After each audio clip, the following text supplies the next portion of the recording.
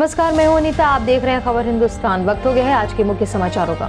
चुनाव प्रचार में पहली बार उतरेंगे मुलायम सिंह यादव। सपा संरक्षक मुलायम सिंह यादव आज से चुनावी मैदान में उतरने जा रहे हैं। मैनपुरी से सांसद मुलायम आज करहल से चुनाव लड़ रहे पूर्व सीएम और सपा अध्यक्ष अखिलेश यादव के लिए प्रचार करेंगे। विधानसभा चुनाव के पहले और दूसरे चरण में भी मुलायम ने चुनाव प्रचार नहीं किया। पहले तय कार्यक्रम के अनुसार चापरी गांव के पास हो रही जनसभा में अखिलेश यादव को ही आना था, लेकिन कल रात तय हुआ कि मुलायम सिंह यादव भी जनसभा में भाग लेंगे। अमित शाह का आज फिरोजाबाद में कार्यक्रम। यूपी के तीसरे चरण के प्रचार के लिए केंद्रीय गृह मंत्री अमित शाह आज दोपहर 12:30 पर शिकोहाबाद विधानसभा क्षेत्र के नगलाचूरा में प्रत्याशी ओम प्रकाश वर्मा के लिए चुनावी जनसभा को संबोधित करने आएंगे। इसके बाद वह 2 बजे मैनपुरी के करहल में प्रचार करेंगे।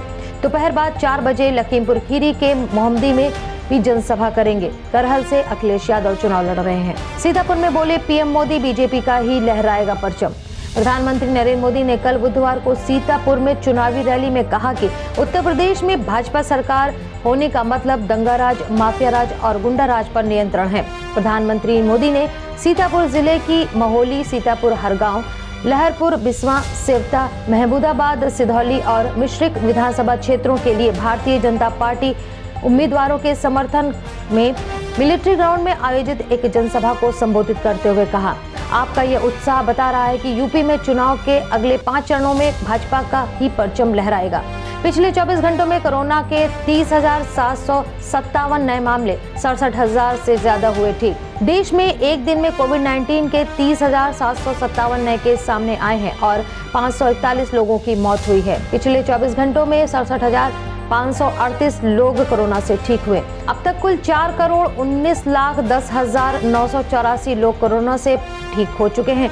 भारत में सक्रिय मामलों की संख्या 3,32,918 है। रिकवरी रेट फिलहाल 98.03% है। आज से खुलेंगी दिल्ली यूनिवर्सिटी के कॉलेज, उत्साहित दिखे स्टूडेंट। लंबे समय के बाद दिल्ली विश्वविद्यालय में ऑफलाइन क्लासेस 17 फरवरी से शुरू हो रही हैं। दिल्ली विश्वविद्यालय आज से सभी स्नातक और स्नातकोत्तर पाठ्यक्रमों के लिए फिर से खुल गया है। कैंपस खुलने के बाद स्टूडेंट काफी एक्साइटेड हैं। एक छात्र का कहना है, दोस्तों से मिलने और वापस आने के लिए उत्साहित हूँ। ऑनलाइन पढ़ाई नीरस थी। ऑफलाइन कक्षाएं बहाल करने की मांग को लेकर स्टूडेंट फेडरेशन ऑफ इंडिया ने सड़क पर कक्षा अभियान की शुरुआत की थी। कुशीनगर हादसे पर सीएम शिवराज ने जताया दुख। उत्तर प्रदेश के कुशीनगर के नेबुआ नौरंगिया में देर रात हुए दर्दनाक हादसे से पूरे इलाके में शोक की लहर फैल गई है। गांव के घर में शादी से जुड़े एक कार्यक्रम के दौरान इस भयानक हादसे में 13 लोगों की मौत हो गई और दर्जन भर से ज्यादा लोग घायल हैं। इस हादसे को लेकर मध्य प्रदेश के मुख्यमंत्री शिवराज सिंह चौहान ने भी दुख जताया है। सीएम शिवराज सिंह ने कहा कि यूपी के कुशीनगर में हुआ हादसा अत्यंत दुखदायी है। ईश्वर से दिवंगत आत्माओं को अपने श्री चरणों में स्थान और परिजनों को गहन दुख सहन करने की शक्ति देने और घायलों को शीघ्र स्वस्थ होने की प्रार्थना करता हूँ। ब्राजील में भूस्खलन और बाढ़ ने मचाई तबाही। एक तरफ कोरोना महामारी ने तो पूरी दुनिया में तबाही मचाई ही है, साथ ही कई देशों में प्रकृति का कहर भी देखने को मिल रहा है।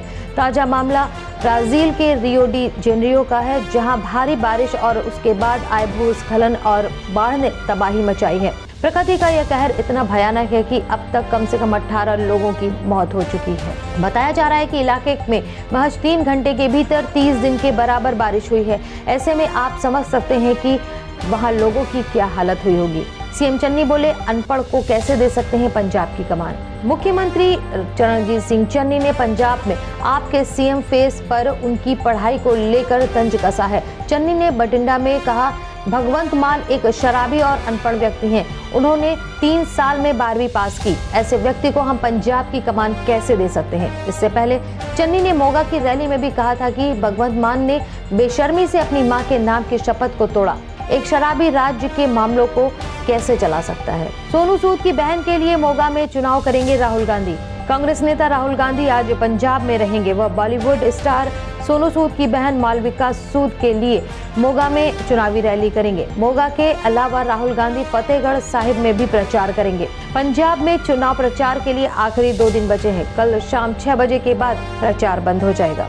चुनाव आयोग की तरफ से इस बारे में निर्देश जारी कर दिए गए हैं। बीजेपी में जाने की बात पर भड़के मनीष तिवारी बोले, हम किराएदार नहीं हिस्सेदार हैं। समाचार एजेंसी ANI के मुताबिक जब कांग्रेस नेता मनीष तिवारी से पूछा गया कि आपके बारे में भी बड़ी अफवाहें उड़ रही हैं कि आप भी बीजेपी में जाएंगे, इसके जवाब में कांग्रेस नेता ने कहा, हम कोई कांग्रेस पार्टी में किराएदार थोड़े हैं, हम हिस्सेदार हैं। अगर कोई धक्के देकर निकालना चाहे तो ये दूसरी बात है। हमने 40 साल अपनी जिंदगी के इस पार्टी को दिए हैं। हमारे परिवार ने इस देश की एकता और अखंडता के लिए खून बहाया है। हम विचारात्मक सियासत में यकीन रखते हैं। मैंने ये बात पहले भी कई बार कही है। तो ये थी अब तक की खबरें। आगे की अपडेट्स के लिए बने रहिए, देखते रहिए हमारे साथ खबर हिंदुस्तान।